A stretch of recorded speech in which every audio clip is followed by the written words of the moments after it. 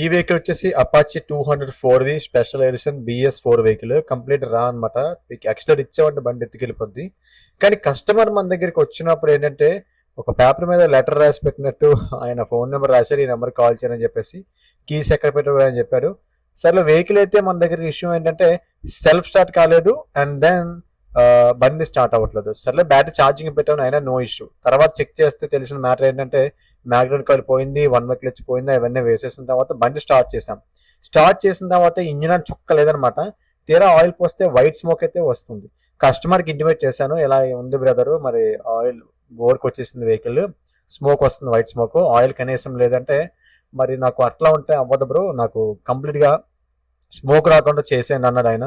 So చేసేటంటే ఇంకేముంది, bore చేసుకోవాలని చెప్పా. అయితే ఎంత అవుతుంది అడిగారు. సో పలానా చెప్పాము డీటెయిల్స్ అన్నీ కూడా ఎగ్జాక్ట్గా.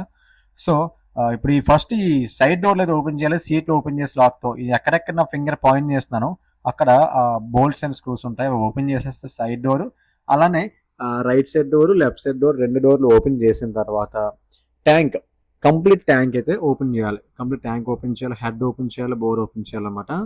సో పెట్రోల్ ఆఫ్ చేసి పెట్రోల్ నాబ్ క్లోజ్ చేసి పెట్రోల్ పైప్ అయితే డిస్కనెక్ట్ చేసి ట్యాంక్, ఈ ప్లాస్టిక్ ట్యాంక్ ఉంది కదా, ఇక్కడ ఒక స్క్రూ, ఇక్కడ ఒక స్క్రూ అండ్ ఇక్కడ స్క్రూ ఉంటుంది. అలానే ఇక్కడ మ్యాదర్ కనిపిస్తుంది కదా, ఇక్కడ ఒకటి. అలాగే ఆపోజిట్, ఫర్ ఎగ్జాంపుల్ మీకు లెఫ్ట్ సైడ్ ఎక్కడైతే స్క్రూ ఉందో రైట్ సైడ్ కూడా సేమ్ పొజిషన్లో అక్కడే ఒక స్క్రూ అయితే ఖచ్చితంగా ఉంటుంది. ఓకేనా? అవన్నీ తీసిన తర్వాత ఏంటంటే ఇక్కడ సైడ్ ఒక స్క్రూ ఉంటుంది, అది సైడ్ డోర్ తీసాక మనకు తెలుస్తుంది అనమాట. లెఫ్ట్ అండ్ రైట్ డోర్స్ ఉన్నాయి కదా, అలానే ఇక్కడ ఒక స్క్రూ ఉంటుంది. అండ్ అలానే ఇక్కడ హెడ్ దగ్గర కూడా మనకి కొన్ని స్క్రూలు అయితే ఉంటాయి. లైక్ పెట్రోల్ ప్లగ్కి ఎయిర్ తగలనీకి అక్కడ ట్యాంక్ క్యాప్ అయితే ఇచ్చారు ఒకటి. ఆ ట్యాంక్ క్యాప్ దగ్గర ఒక స్క్రూ అయితే ఉంటుంది. ఇగో ఎక్కడ ఒక స్క్రూ. నిజంగా నాకు చెప్తున్నాను, ఈ అపాచీ కింద దరిద్రంగా ఇచ్చా, నాకు చాలా నచ్చలేదు అసలు. దీనికన్నా బజాజ్ పల్సర్ NS బెటర్ ఏమో అనిపిస్తుంది. సో ఇగో ఎక్కడ ఒక స్క్రూ ఇచ్చాడు. అండ్ లోపల నుంచి ఒక స్క్రూ ఉంటుంది, అది నేను ఎందుకు చూపించలేదంటే అక్కడ ఇంతకుముందు స్క్రూ వేయలేదు అనమాట.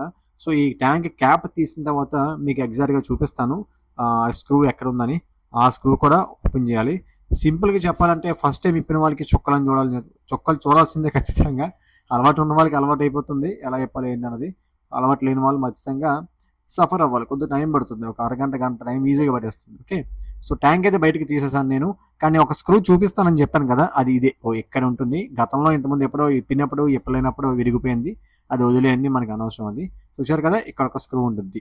ఇప్పుడు ఈ ట్యాంక్ క్యాప్ తీసేసాం. ఇప్పుడు అంటే ట్యాంక్ పెట్రోల్ పైప్ తీసేసి ఇక్కడ బోల్ట్స్ ఉన్నాయి కదా, 10mm బోల్ట్స్ ఇందాక ఓపెన్ చేయమని చెప్పాను కదా, ఆ బోల్ట్స్ ఇప్పేసి, అలాగే దాని కింద మనకి పెట్రోల్ గేజ్ సంబంధించిన పైప్ ఒకటి కనెక్ట్ అయి ఉంటుంది కదా, సాకెట్ ఒకటి, ఆ సాకెట్ డిస్కనెక్ట్ చేసి ఆ పక్కన అయితే తీసేసాను. చార్కోల్ ఫిల్టర్ కూడా పైప్ అయితే డిస్కనెక్ట్ చేయండి. ఓకే, ఇప్పుడు హెడ్ పైన క్యాప్ ఇలా రెడ్ కలర్ వచ్చింది చూసారా, అలా నా బండి కూడా వేద్దామో వద్దని ఆలోచిస్తున్నాను.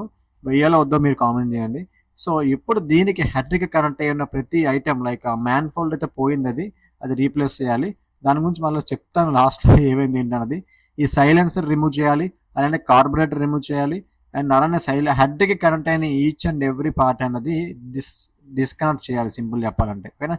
ఈ క్రాష్ గార్డ్ కింద సేఫ్టీ గార్డ్ అన్నీ కూడా మొత్తం అన్నీ కూడా తీసేయాలి. అదే ఇగ్నిషన్ కాయిల్ రిమూవ్ చేయాలి, ఎందుకంటే హెడ్ క్యాప్ తీసినప్పుడు తగులుతుంది. అలానే ఇటువైపు వచ్చేసరికి చూసారు కదా, సైలెన్సర్ తీసేసాము.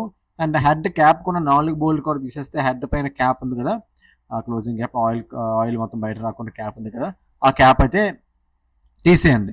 తీసేసిన తర్వాత మన తక్షణ కర్తవ్యం ఏంటంటే లోపల ఏదైతే నేను ఇందాక 1 వే క్లచ్ చేసినప్పుడు కొత్త ఆయిల్ అయితే వేసా, అందుగురించి నేను clutch cover and magnet cover open చేయలేదు.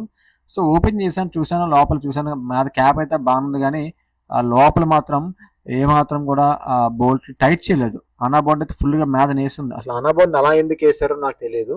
బట్ అక్కడ మీకు చూసినట్లయితే అక్కడ ఫింగర్ పాయింట్ చేస్తున్నా కదా, 4 బోల్ట్లు, అలానే ఆ చివర ఈ చివర అండ్ ఈ చివర కూడా బోల్ట్స్ ఉంటాయి. ఆ బోల్ట్స్ అనేవి ఓపెన్ చేయాలి, హెడ్కి సంబంధించినవి. అండ్ ఈ మీదన ఈ ట్యాపెడ్ బోల్ట్స్ అయితే మొత్తం 4 బోల్ట్లు కూడా లూజే ఉన్నాయి, టైట్ అయితే లేదు. చూసారు కదా, నా ఫింగర్తో నేను ఓపెన్ చేసేస్తున్నా. అలానే ఈ క్యామ్ షాఫ్ట్ నట్ అనేది నార్మల్ థ్రెడ్డింగ్ ఉండదు, రివర్స్ థ్రెడ్ ఉంటుంది, మర్చిపోవద్దు, లేదంటే దెబ్బ అయిపోతారు, క్యామ్ షాఫ్ట్ బోల్ట్ ఇరిగిపోద్ది. ఓకే, దీనికి నార్మల్ థ్రెడ్డింగ్ ఉండదు, రివర్స్ థ్రెడ్డింగ్ ఉంటుంది అపాచీ 204 BS4కి.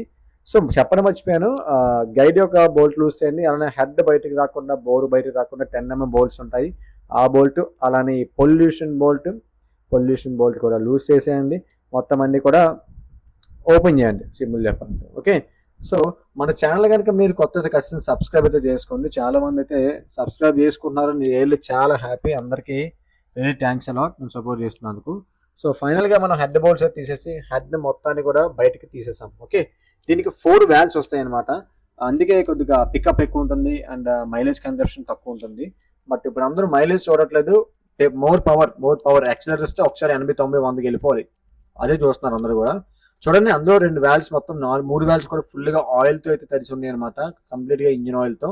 యాక్చువల్గా మనకి బోర్ సీజ్ అవ్వకపోతే హెడ్ మొత్తం క్లీన్గా ఉంటుంది పొడిగా, బట్ ఆ బోర్ సీజ్ అవడం వల్ల మొత్తం అంతా తడిగా ఉంది, ఆయిల్తో ఇది ఉంది. ఇప్పుడు 2 గైడ్స్ అక్కడ మీకు కనిపిస్తుంది కదా, టైమింగ్ చైన్ యొక్క 2 గైడ్స్ కూడా బయటకు తీసి ఒకసారి చెక్ చేశాను, వాటి కండిషన్ ఎలా ఉంది, వాటి పొజిషన్ ఏంటి, మొత్తం అన్నీ కూడా. సో వాటి కండిషన్ అయితే బాగుంది, రీప్లేస్ చేసుకోనక్కర్లేదు.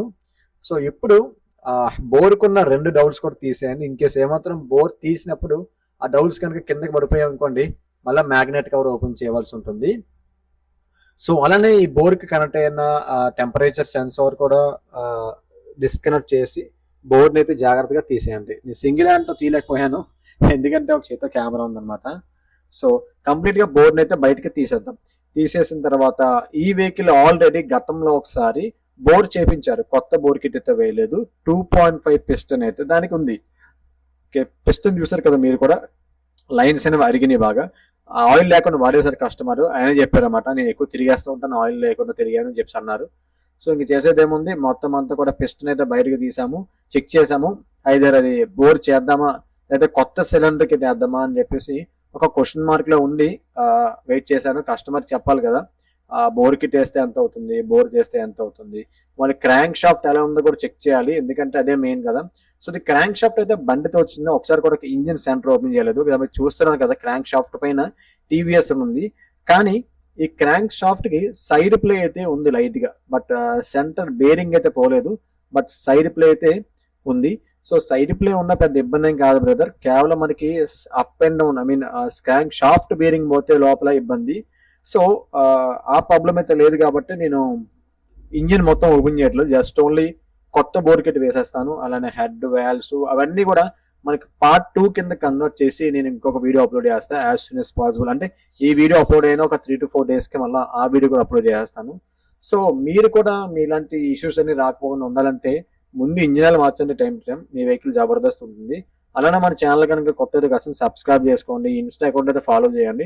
మన గ్యారేజ్ లొకేషన్ వచ్చేసి Munugapaka, near Shiva temple beside.